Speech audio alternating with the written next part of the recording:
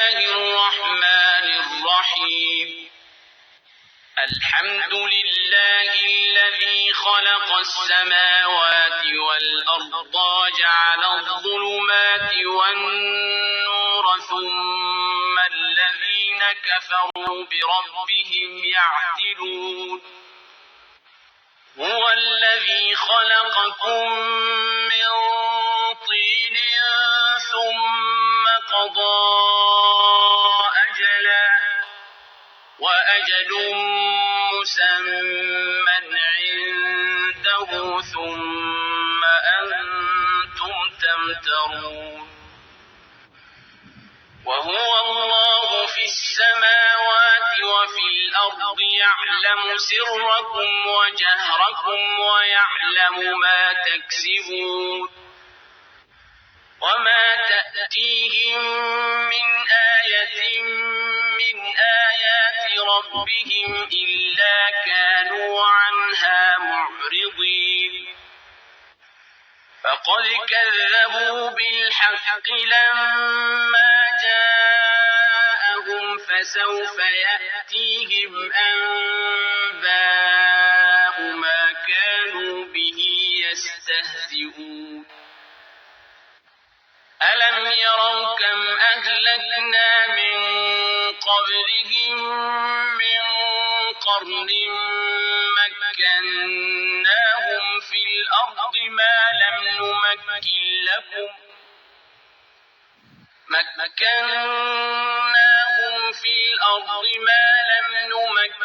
لكم وأرسلنا السماء عليهم مدرارا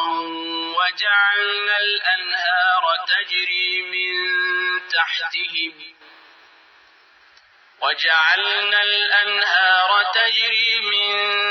تحتهم فأهلكناهم بذنوبهم وأنشأنا من بعدهم قرنا آخرين ولو نزلنا عليك كتابا في قرطاس فلمسوه بأيديهم لقال الذين كفروا إن هذا إلا سحر مبين وقالوا لولا أنزل عليه ملك ولو أنزلنا ملكا لقضي الأمر ثم لا ينظرون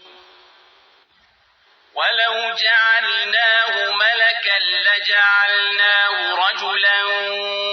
وللبسنا عليهم ما يلبسون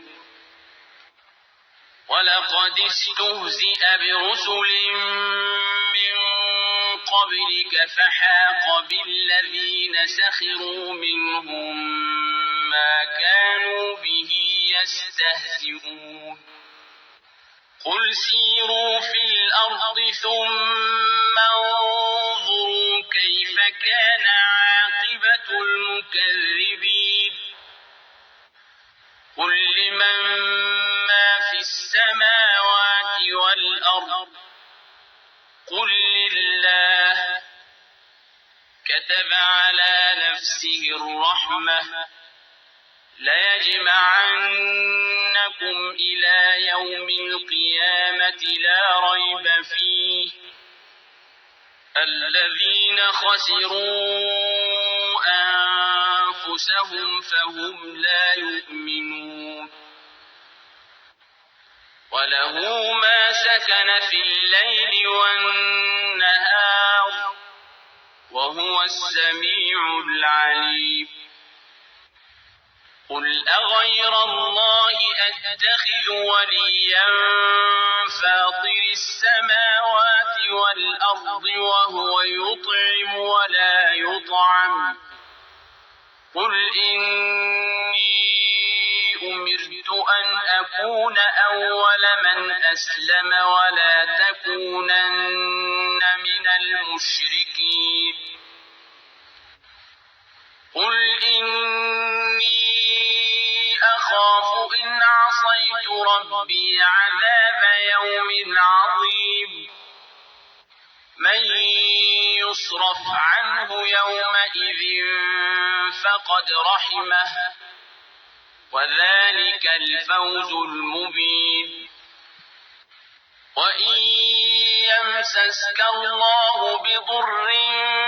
فلا كاشف له إلا هو وإن يمسسك بخير فهو على كل شيء قدير وهو القاهر فوق عباده وهو الحكيم الخبير قل أي شيء أكبر شهادة قل الله شهيد بيني وبينكم وأوحي إلي هذا القرآن لأنذركم به ومن بلغ أئنكم لتشهدون أن مع الله آلهة أخرى قل لا أشهد قل إنما هو إله واحد وإنني بريء مما تشركون الذين آتيناهم الكتاب يعرفونه كما يعرفون أبناءهم الذين خسروا أنفسهم فهم لا يؤمنون ومن أظلم ممن افترى على الله كذبا أو كذب بآياته إنه لا يفلح الظالمون ويوم نحشرهم جميعا ثم نقول للذين أشركوا أين شركاؤكم الذين كنتم تزعمون ثم لم تكن فتنتهم إلا أن قالوا والله ربنا ما كنا مشركين انظر كيف كذبوا على أنفسهم وضل عنهم ما كانوا يفترون ومنهم من يستمع إليك وجعلنا على قلوبهم أكنة أن يفقهوه وفي آذانهم وقرا وإن يروا كل آية لا يؤمنوا بها حتى إذا جاءوك يجادلونك يقول الذين كفروا إن هذا إلا أساطير الأولين وهم ينهون عنه وينأون عنه وإن يهلكون إلا أنفسهم وما يشعرون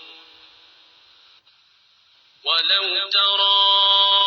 إذ وقفوا على النار فقالوا يا ليتنا نرد ولا نكذب بآيات ربنا ونكون من المؤمنين بل بدا لهم ما كانوا يخفون من قبل ولو ردوا لعادوا لما نهوا عنه وإنهم لكاذبون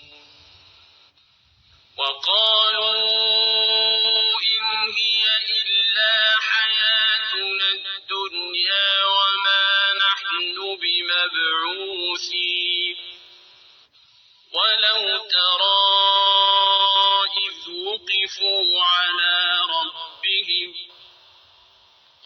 قال أليس هذا بالحق قالوا بلى وربنا قال فذوقوا العذاب بما كنتم تكفرون قد خسر الذين كذبوا بلقاء الله حتى إذا جاءتهم الساعة بغتة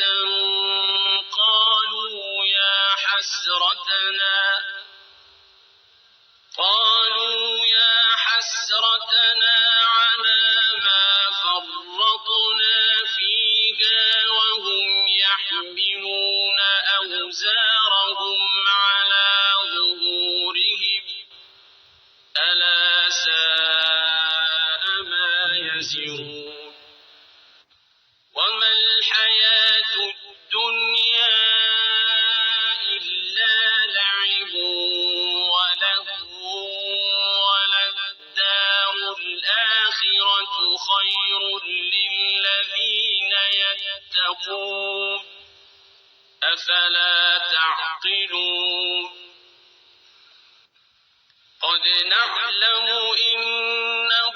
ليحزنك الذي يقولون فإنهم لا يكذبونك ولكن الظالمين بآيات الله يجحدون ولقد كذبت رسل من قبلك فصبروا على ما كذبوا وأوذوا حتى أتاهم نصرنا ولا مبدل لكلمات الله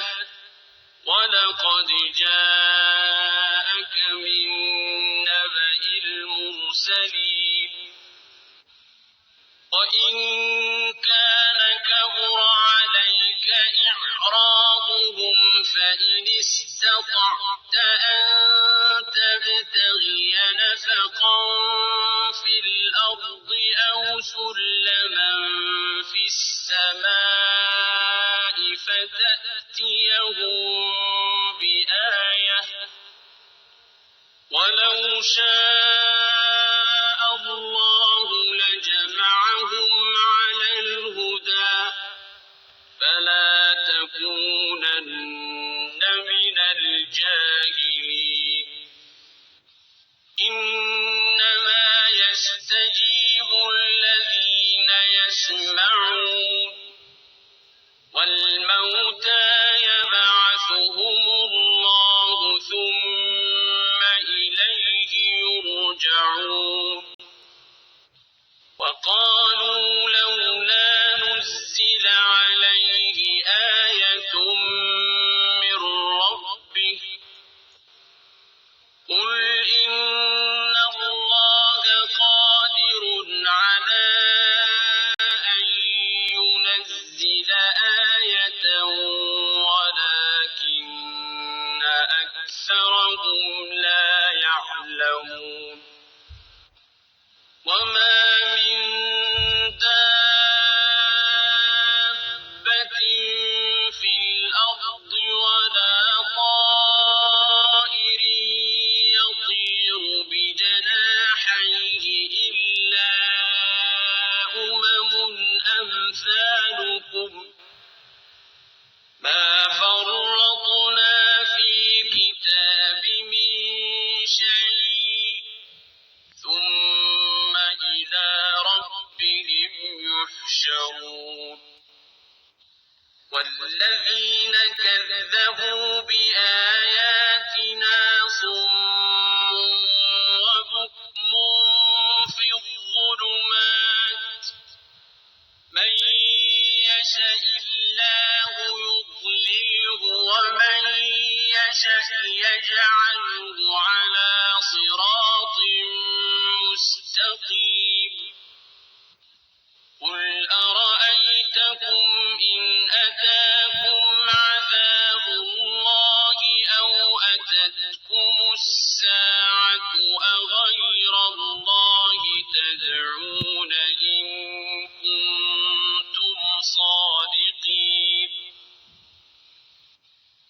بل إياه تدعون فيكشف ما تدعون إليه إن شاء وتنسون ما تشركون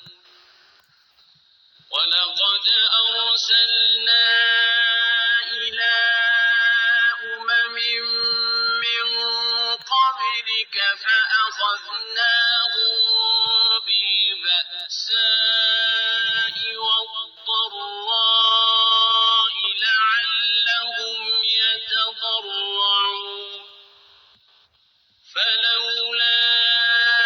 إذ جاءهم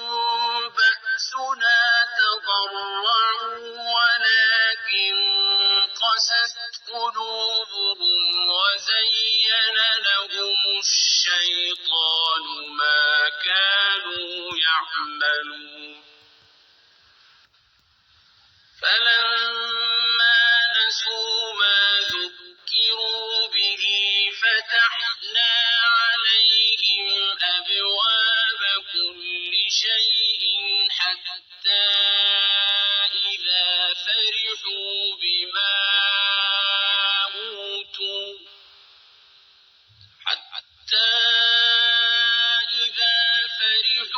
بما أوتوا أخذناهم بغتة فإذا هم مبلسون فقطع دابر القوم الذين ظلموا والحمد لله رب العالمين قل أرأيتم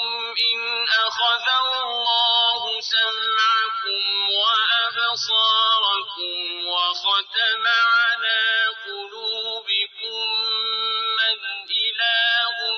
غير الله يأتيكم به انظر كيف نصرف الآيات ثم هم يصدفون قل أرأيتكم إن أتاكم عذاب الله بغتة أو جهرة هل يهلك إلا القوم الظالمون وما نرسل المرسلين إلا مبشرين ومنذرين فمن آمن وأصلح فلا خوف عليهم ولا هم يحزنون والذين كذبوا بآياتنا يمسهم العذاب بما كانوا يفسقون قل لا أقول لكم عندي خزائن الله ولا أعلم الغيب ولا أقول لكم إني ملك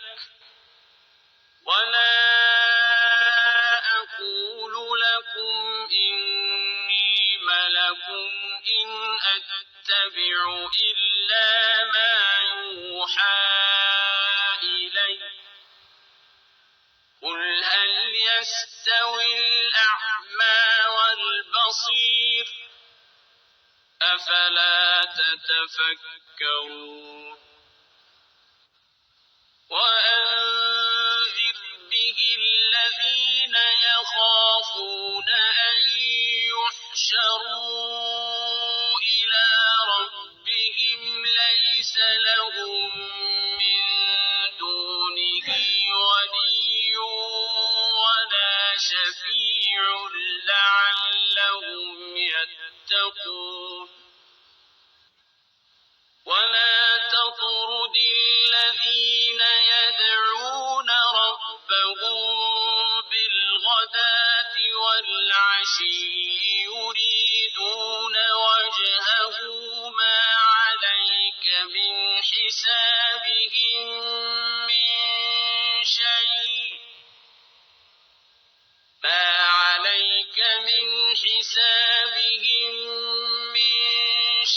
وما من حسابك عليهم من شيء فتطردهم فتكون من الظالمين وكذلك فتنا بعضهم ببعض ليقولوا أهؤلاء من الله عليهم من بيننا أليس الله بأعلم بالشاكرين وإذا جاءك الذين يؤمنون بآياتنا فقل سلام عليكم كتب ربكم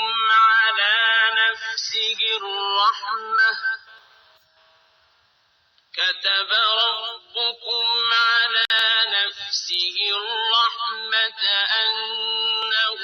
من عمل منكم سوءا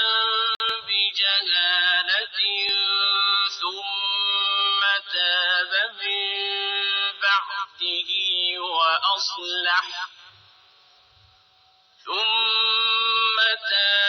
من بعده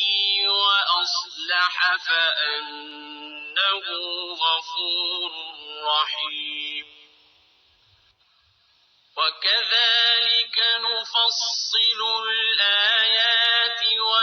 ولتستبين سبيل المجرمين قل إني نهيت أن أعبد الذين تدعون من دون الله قل لا أتبع أهواءكم قد ضللت إذا وما أنا من المهتدين قل إني على بينة من ربي وكذبتم به ما عندي ما تستعجلون به إن الحكم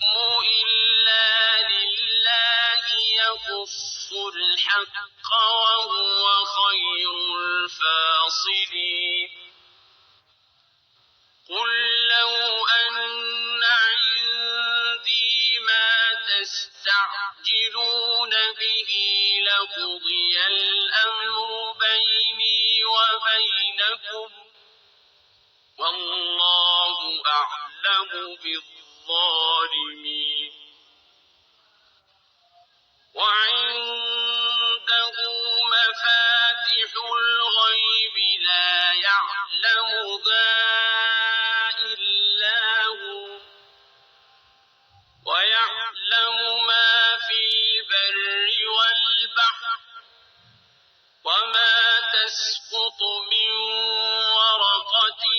إلا يعلمها ولا حبة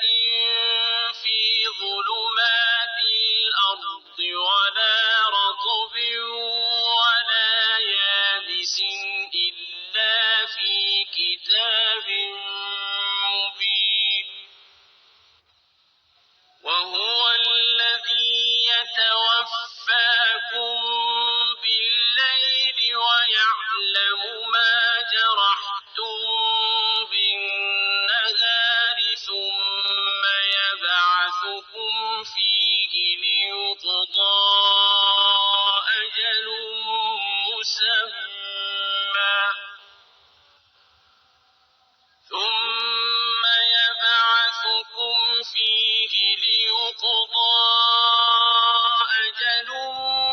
مسمى ثم إلى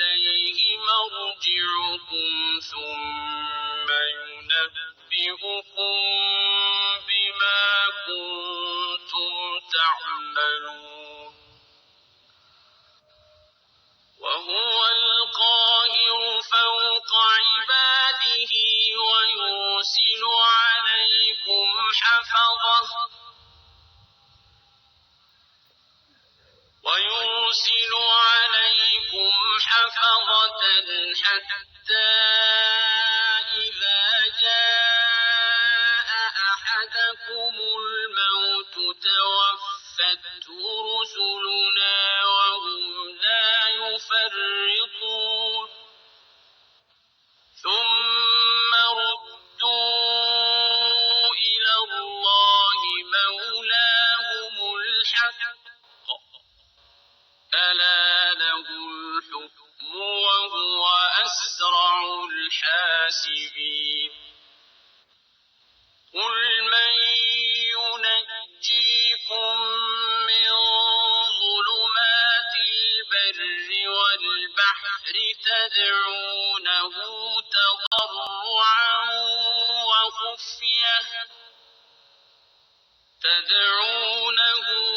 تضرعا وخفية لئن أنجانا من هذه لنكونن من الشاكرين قل الله ينجيكم منها ومن كل كرب ثم أنتم تشركون قل هو القادر على أن يبعث عليكم عذابا من فوقكم أو من تحت أرجلكم أو يلبسكم شيعا ويذيق بعضكم بأس بعض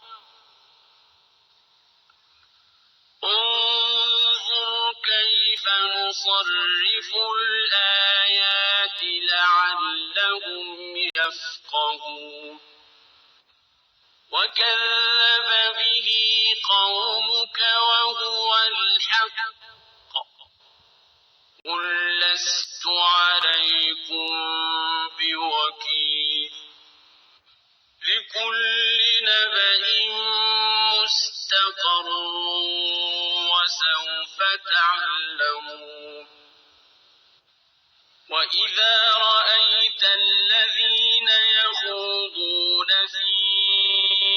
آياتنا فأعرض عنهم حتى يخوضوا في حديث غيره وإما ينسينك الشيطان فلا تقعد بعد الذكرى مع القوم الظالمين وما على الذين يتقون من حسابهم من شيء ولكن ذكرى لعلهم يتقون وذر الذين اتخذوا دينهم لعبا ولهوا وغرتهم الحياة الدنيا وذكر به أن تبسل نفس بما كسبت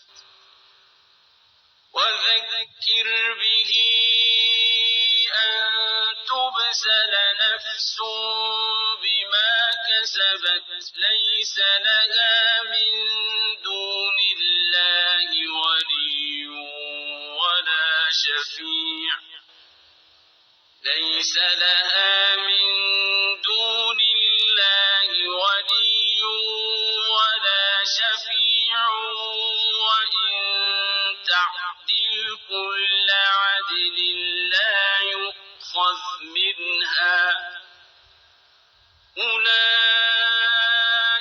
الذين أبسلوا بما كسبوا لهم شراب من حميم وعذاب أليم بما كانوا يكفرون قل أندعو من دون الله ما لا ينفعنا ولا يضرنا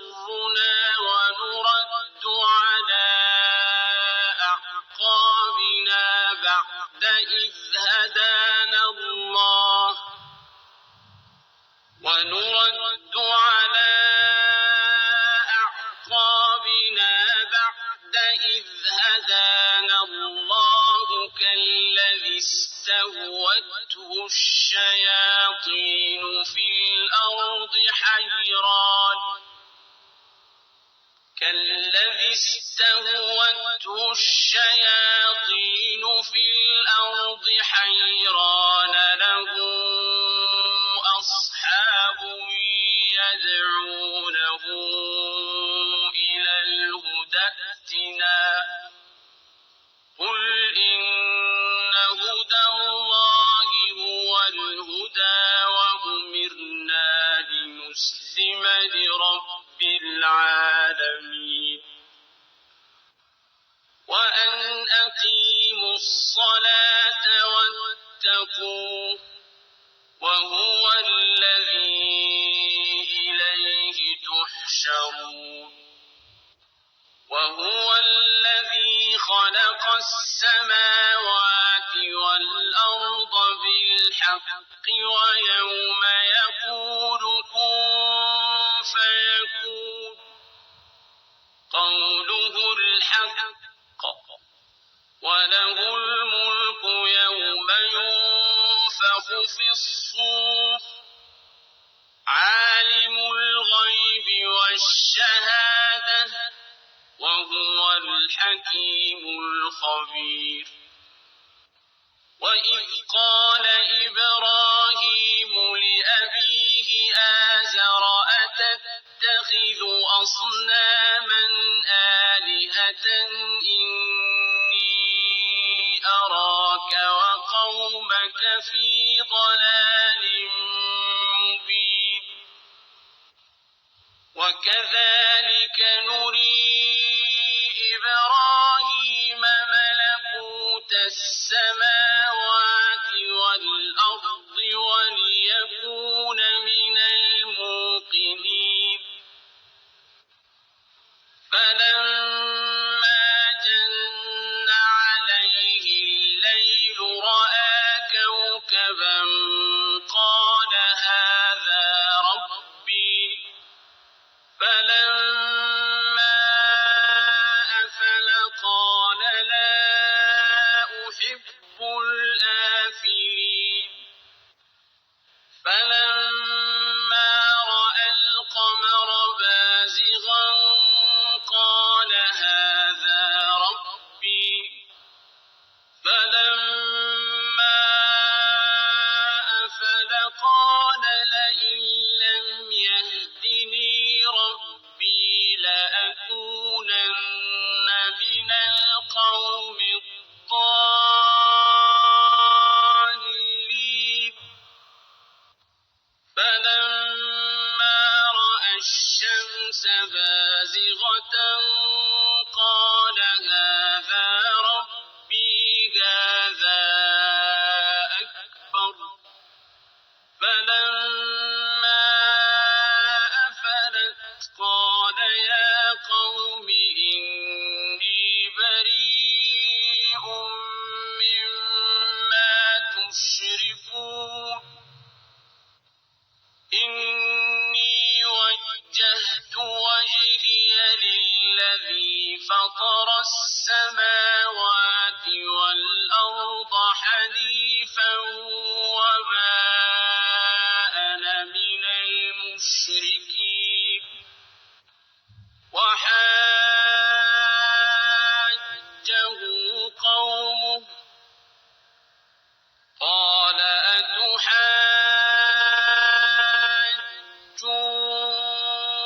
أتحاجوني في الله وقد هدان ولا أخاف ما تشركون به إلا أن يشاء ربي شيئا وسع ربي كل شيء علما أفلا تتذكرون وكيف أخاف ما أشركتم ولا تخافون أنكم أشركتم بالله ما لم ينزل به عليكم سلطانا فأي الفريقين أحق بالأمن إن كنتم تعلمون الذين آمنوا ولم يلبسوا إيمانهم بظلم أولئك لهم الأمن وهم مهتدون وتلك حجتنا آتيناها إبراهيم على قومه نرفع درجات من نشاء إن ربك حكيم عليم ووهبنا له إسحاق ويعقوب كلا هدينا ونوحا هدينا من قبل ومن ذريته داود وسليمان وأيوب ويوسف وموسى وهارون وكذلك نجزي المحسنين وزكريا ويحيى وعيسى وإلياس كل من الصالحين وإسماعيل واليسع ويونس ولوطا وكلا فضلنا على العالمين ومن آبائهم وذرياتهم وإخوانهم واجتبيناهم وهديناهم إلى صراط مستقيم ذلك هدى الله يهدي به من يشاء من عباده ولو أشركوا لحبط عنهم ما كانوا يعملون أولئك الذين آتيناهم الكتاب والحكم والنبوة فإن يكفر بها هؤلاء فقد وكلنا بها قوما ليسوا بها بكافرين أولئك الذين هدى الله فبهداه مقتده قل لا أسألكم عليه أجرا إن هو إلا ذكرى للعالمين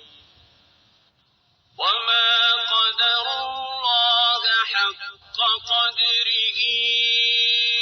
إذ قالوا ما أنزل الله على بشر من شيء قل من أنزل الكتاب الذي جاء به موسى نورا وهدى للناس تجعلونه قراطيس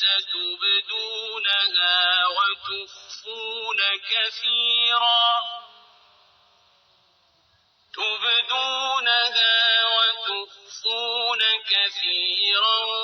وعلمتم ما لم تعلموا أنتم ولا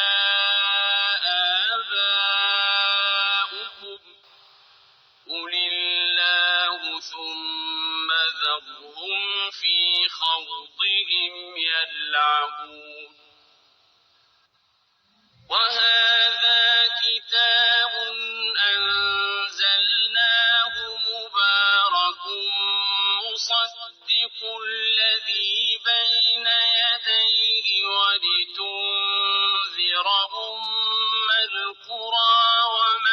حولها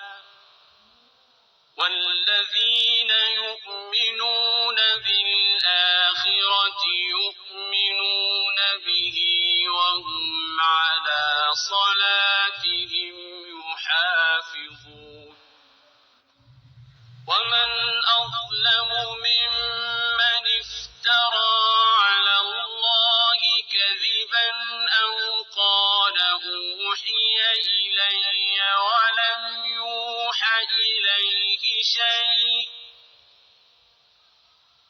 أو قال أوحي إلي ولم يوح إليه شيء ومن قال سأنزل مثل ما أنزل الله ولو ترى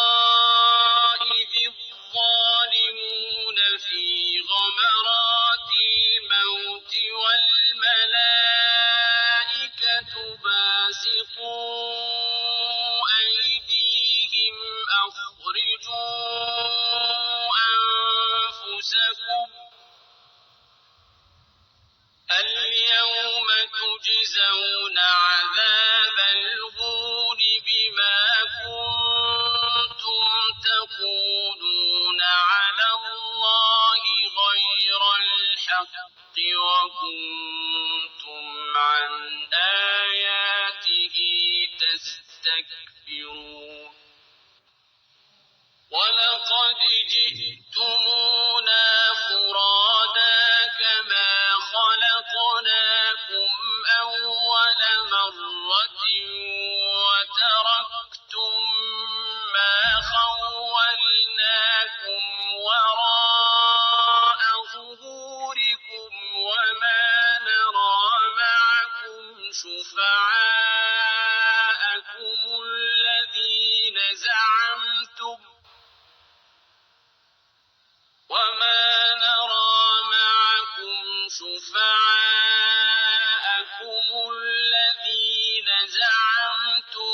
أنهم فيكم شركاء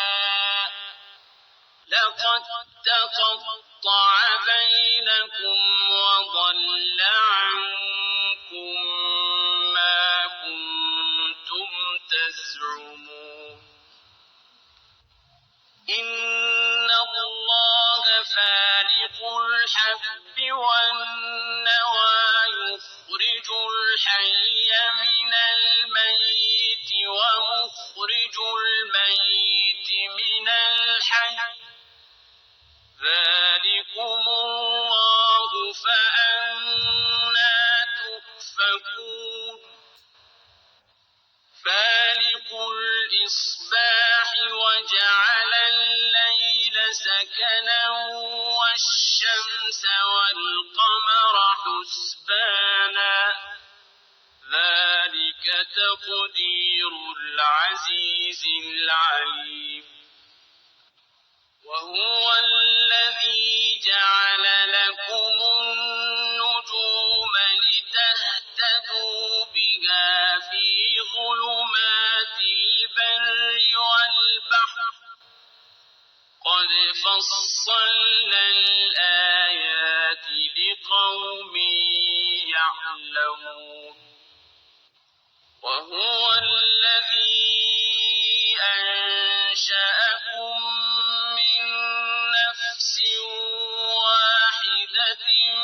فمستقر ومستودع قد فصلنا الآيات لقوم يفقهون وهو الذي أنزل من السماء ماء فأخرجنا به نبات كل شيء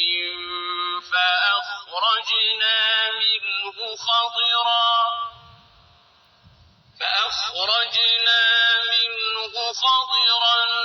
نخرج منه حبا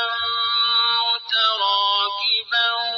ومن النخل من قنوان دانية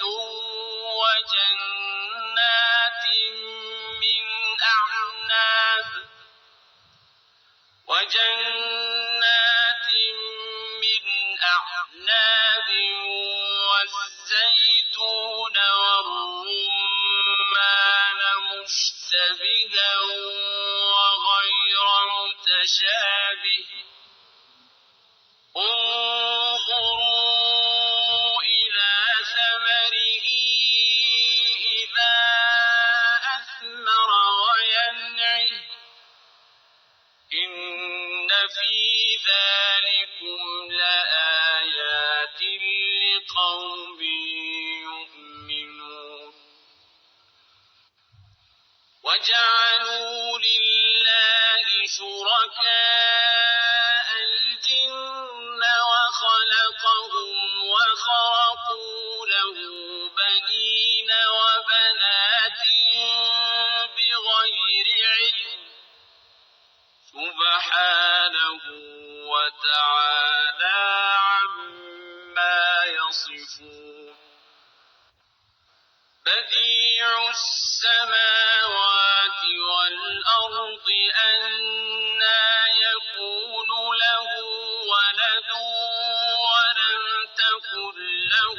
صاحبة وخلق كل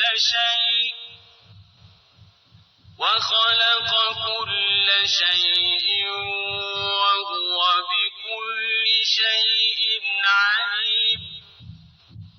ذلكم الله ربكم لا إله إلا هو خالق كل شيء فاعبدوه وهو على كل شيء وكيل لا تدركه الأبصار وهو يدرك الأبصار وهو اللطيف الخبير قد جاءكم بصائر من ربكم فمن أبصر فلنفسه ومن عمي فعليها وما أنا عليكم بحفيظ وكذلك نصرف الآيات وليقولوا درست ولنبينه لقوم يعلمون اتبع ما أوحي إليك من ربك لا إله إلا هو وأعرض عن المشركين ولو شاء الله ما أشركوا وما جعلناك عليهم حفيظا وما أنت عليهم بوكيل ولا تسبوا الذين يدعون من دون الله فيسبوا الله عدوا بغير علم كذلك زينا لكل أمة عملهم ثم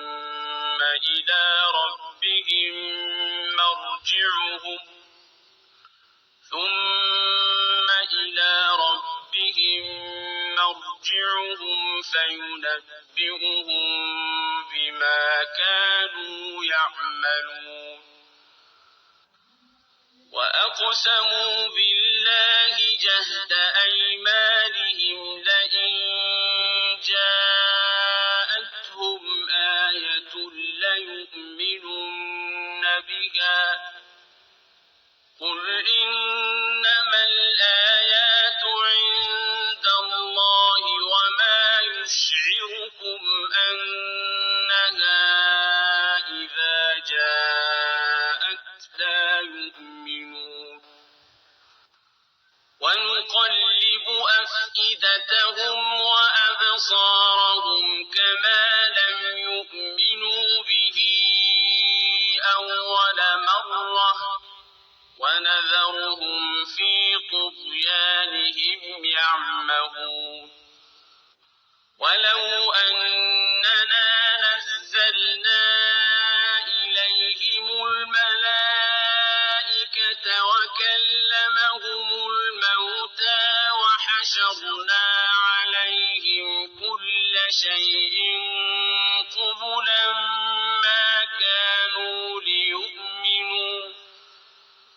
ما كانوا ليؤمنوا إلا أن يشاء الله ولكن أكثرهم يجهلون وكذلك جعلنا لكل نبي عدوا شياطين الإنس والجن يوحي بعضهم إلى بعض زخرف القول غرورا ولو شاء ربك ما فعلوه فذرهم وما يفترون ولتصغى إليه أفئدة الذين لا يؤمنون بالآخرة وليرضوه وليقترفوا ما هم مقترفون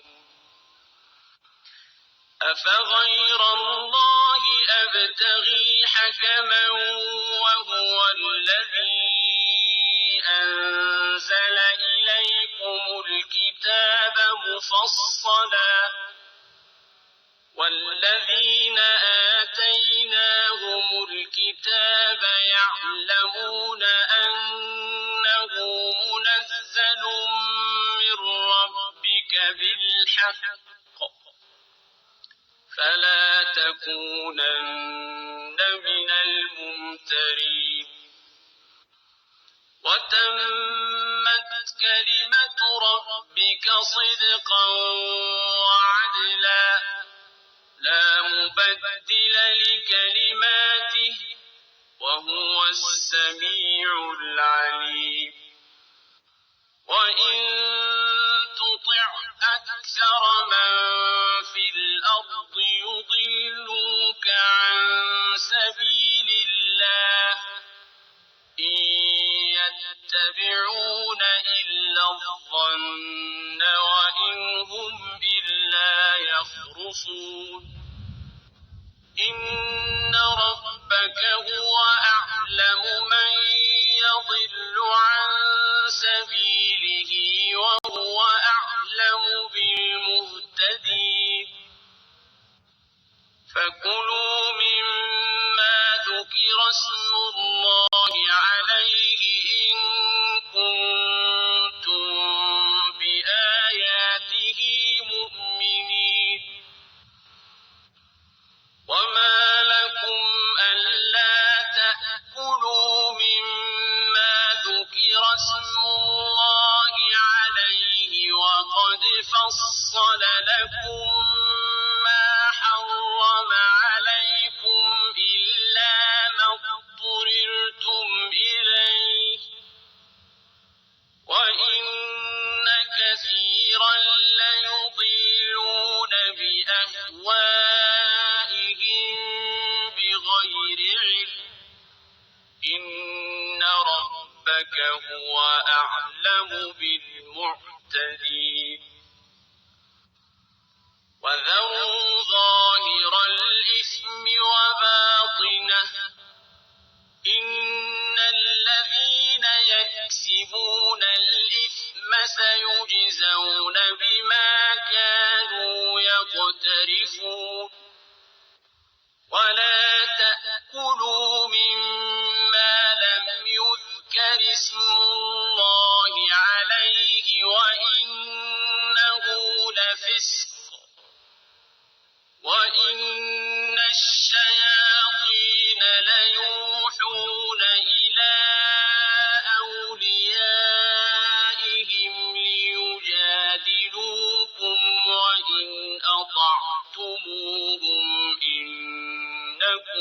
لمشركون أومن كان ميتا فأحييناه وجعلنا له نورا يمشي به في الناس كمن مثله في الظلمات ليس بخارج منها كذلك زين للكافرين ما كانوا يعملون وكذلك جعلنا في كل قرية أكابر مجرميها ليمكروا فيها وما يمكرون إلا بأنفسهم وما يشعرون وإذا جاءتهم آية قالوا لن نؤمن حتى نؤتى مثل ما أوتي رسل الله أعلم حيث يجعل رسالته سيصيب الذين أجرموا صغار عند الله وعذاب شديد بما كانوا يمكرون فمن يرد الله أن يهديه يشرح صدره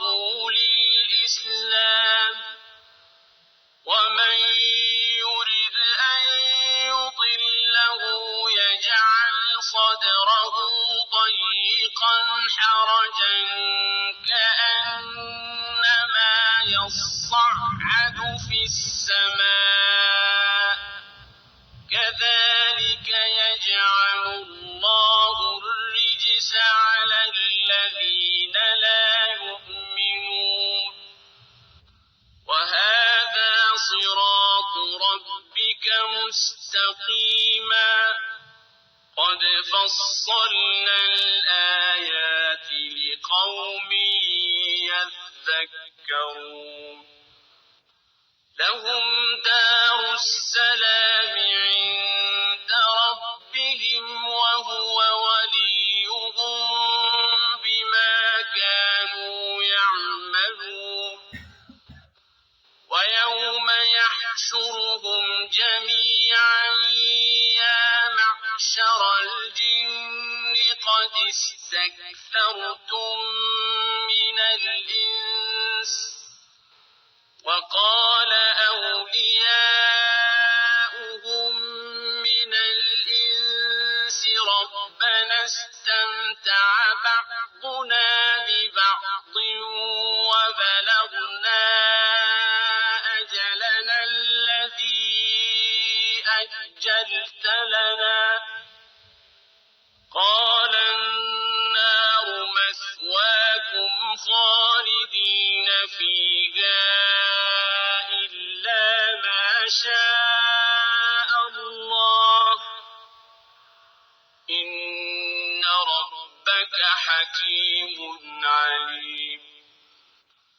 وكذلك نولي بعض الظالمين بعضا بما كانوا يكسبون يا معشر الجن والإنس ألم يأتكم رسل منكم يقصون عليكم آياتي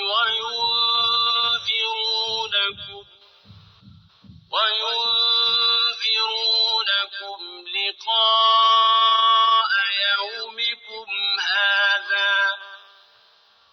قالوا شهدنا على أنفسنا وغرتهم الحياة الدنيا وشهدوا على أنفسهم أنهم أنهم كانوا كافرين ذلك أن لم يكن ربك مهلك القرى بظلم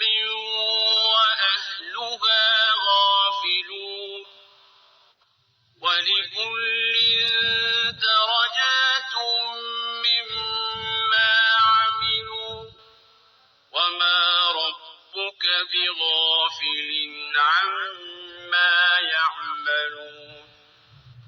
وربك الغني ذو الرحمة إن يشأ يذهبكم ويستخلف من بعدكم ما يشاء كما أنشأكم من ذرية قوم آخرين إنما توعدون لآت وما أنتم بمعجزين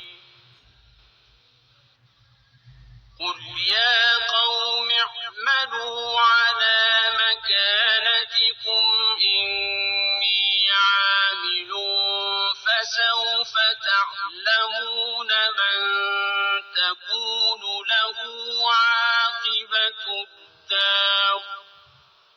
إنه لا يفلح الظالمون وجعلوا لله مما ذرأ من الحرث والأنعام نصيبا فقالوا هذا لله بزعمهم وهذا لشركائنا فما كان لشركائهم فلا يصل إلى الله وما كان لله فهو يصل إلى شركائهم ساء ما يحكمون وكذلك زين لكثير من المشركين قتل أولادهم شركاؤهم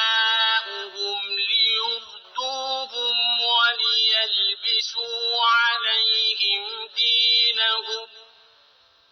ولو شاء الله ما فعلوه فذرهم وما يفترون وقالوا هذه أنعام وحرث حجر لا يطعمها إلا من نشاء بزعمهم وأنعام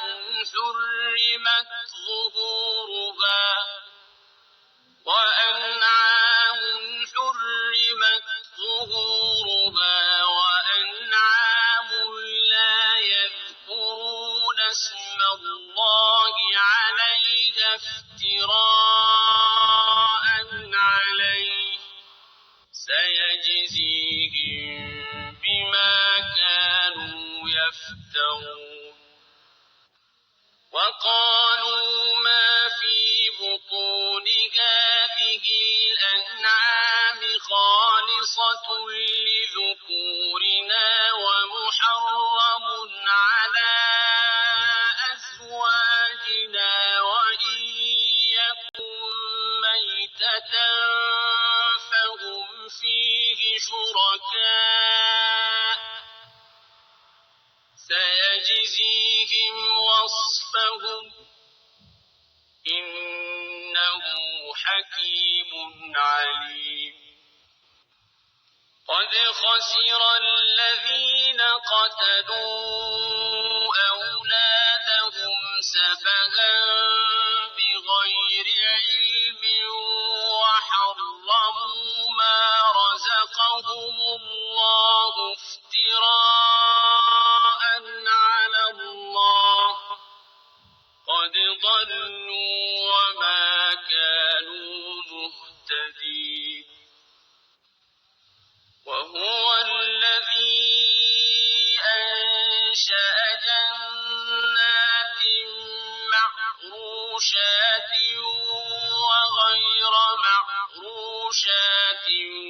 والنخل والزرع مختلفا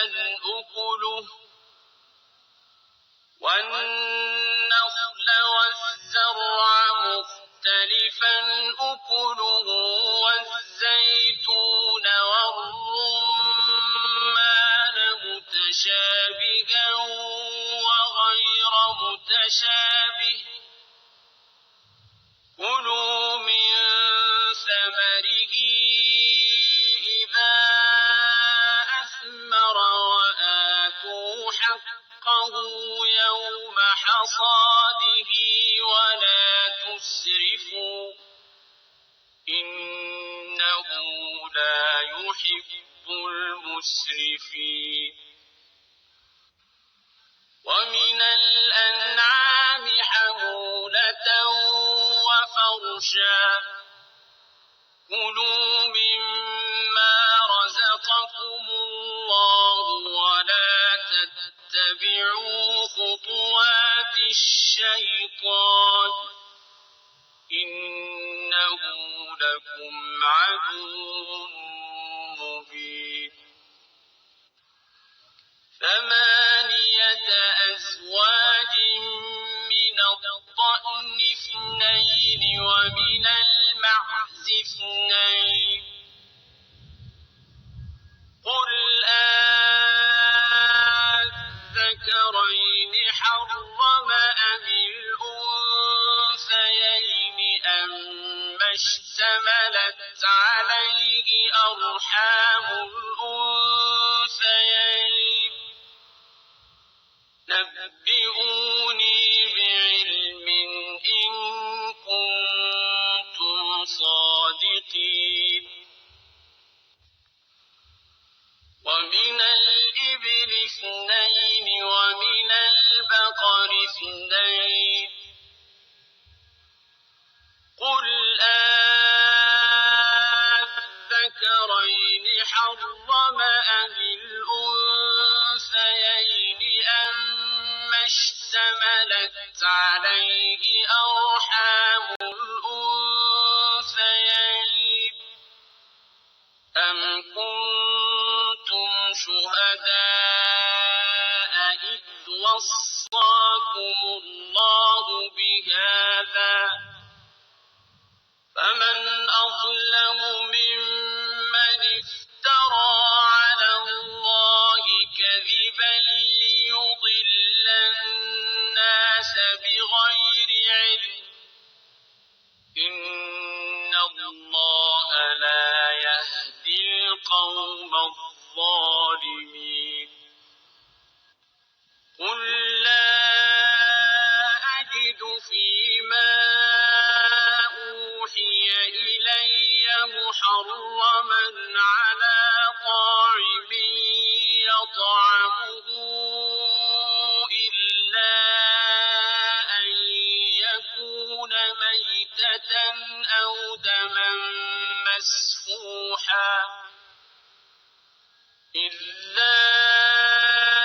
أن يكون ميتة أو دما مسفوحا أو لحم خنزير فإنه رجس أو فسقا أهل لغير الله به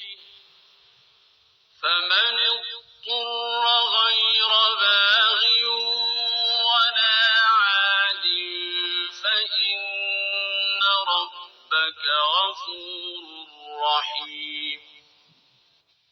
وعلى الذين هادوا حرمنا كل ذي ظفر ومن البقر والغنم حرمنا عليهم شحومهما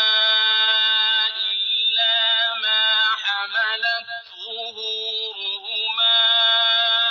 أو الحوايا أو ما اختلط بعظم ذلك جزيناهم ببغيهم وإنا لصادقون فإن كذبوك فقل ربكم ذو رحمة واسعة ولا يرد بأسه عن القوم المجرمين سيقول الذين أشركوا لو شاء الله ما أشركنا ولا آباؤنا ولا حرمنا من شيء كذلك كذب الذين من قبلهم حتى ذاقوا بأسنا قل هل عندكم من علم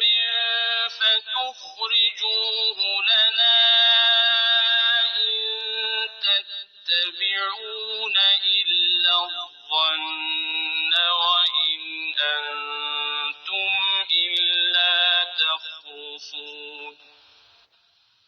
قل فلله الحجة البالغة فلو شاء لهداكم أجمعين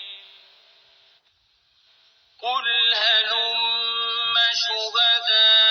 شهداءكم الذين يشهدون أن الله حرم هذا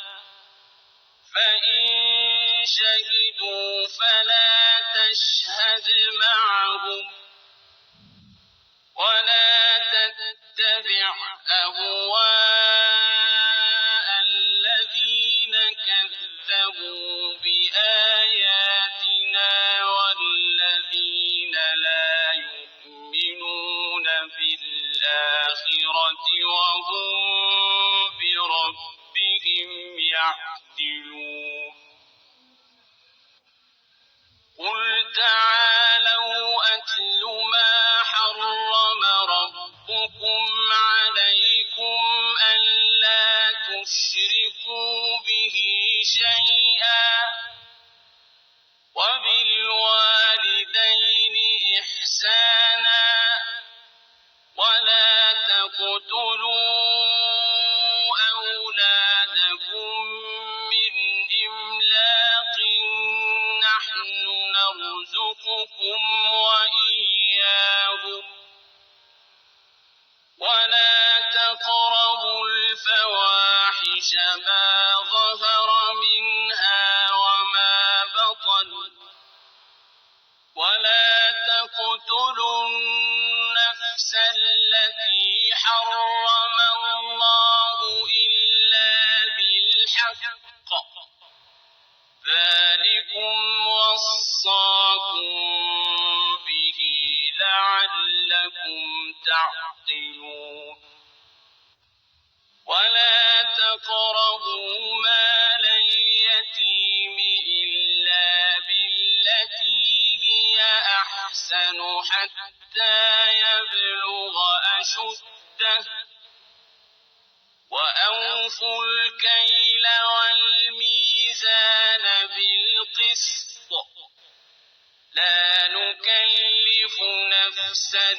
إلا وسعها وإذا قلتم فاعدلوا ولو كان ذا قربى وبعهد الله أوفوا ذلكم وصاكم به لعلكم تذكرون وأن هذا صراطي مستقيما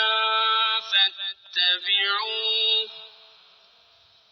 ولا تتبعوا السبل فتفرق بكم عن سبيله ذلكم وصاكم به لعلكم تتقون ثم آتينا موسى الكتاب تماما على الذي أحسن وتفصيلا لكل شيء وهدى ورحمة لعلهم بلقاء ربهم يؤمنون وهذا كتاب أنزلناه مبارك فاتبعوه واتقوا لعلكم ترحمون أن تقولوا إنما أنزل الكتاب على طائفتين من قبلنا وإن كنا عن دراستهم لغافلين أو تقولوا لو أنا أنزل علينا الكتاب لكنا أهدى منهم فقد جاءكم بينة من ربكم وهدى ورحمة فمن أظلم ممن كذب بآيات الله وصدف عنها سنجزي الذين يصدفون عن آياتنا سوء العذاب بما كانوا يصدفون هل ينظرون إلا أن تأتيهم الملائكة أو يأتي ربك أو يأتي بعض آيات ربك يوم يأتي بعض آيات ربك لا ينفع نفسا إيمانها لم تكن آمنت من قبل أو كسبت في إيمانها خيرا قل انتظروا إنا منتظرون إن الذين فرقوا دينهم وكانوا شيعا لست منهم في شيء إنما أمرهم إلى الله ثم ينبئهم بما كانوا يفعلون من جاء بالحسنة فله عشر أمثالها ومن جاء بالسيئة فلا يجزى إلا مثلها وهم لا يظلمون قل إنني هداني ربي إلى صراط مستقيم دينا قيما ملة إبراهيم حنيفا وما كان من المشركين قل إن صلاتي ونسكي ومحياي ومماتي لله رب العالمين له وبذلك أمرت وأنا أول المسلمين قل أغير الله أبغي ربا وهو رب كل شيء ولا تكسب كل نفس إلا عليها ولا تزر وازرة وزر أخرى ثم إلى ربكم مرجعكم فينبئكم بما كنتم فيه تختلفون وهو الذي جعلكم خلائف الأرض ورفع بعضكم فوق بعض درجات ليبلوكم فيما آتاكم إن ربك سريع العقاب وإنه لغفور